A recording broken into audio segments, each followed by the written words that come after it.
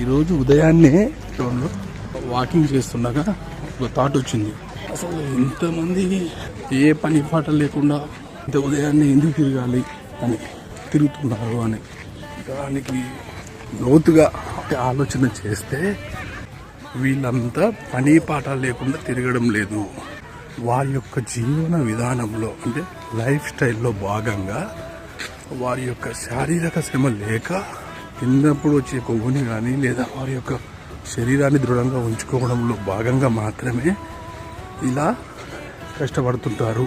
ఉదయం ఒక 1 అవర్, సాయంత్రం ఒక 1 అవర్ వీలైన వారు. ఎందుకు ఊళ్ళో ఉండే వాళ్ళు ఇలా చేయరు కదా అంటే గ్రామీణ ప్రాంతాల్లో ఉండేవారు కానీ లేదా పట్టణ ప్రాంతాల్లో కూలీలుగా చేసుకునేవారు కానీ వారి యొక్క దినచర్యలో భాగంగా శరీరాన్ని వివిధ పనులలో ఎనర్జీ ఖర్చు చేస్తారు. కాబట్టి వాళ్ళకు ఇలా ప్రత్యేకించి టైం కేటాయించాల్సిన అవసరం లేదు. వారి యొక్క లైఫ్ స్టైల్లోని వారికి అంతా వస్తుంది. కానీ వీరి జీవన విధానంలో అలా కాదు కదా.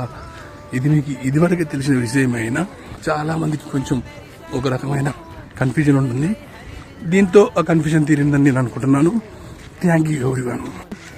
ఉద్యోగం చేస్తున్నవారు గొప్పవారు, ఉద్యోగం లేకుండా ఊళ్ళో పనిచేస్తున్న వారు దరిద్రులు అనుకోవడంలో చాలా తప్పు ఉంది.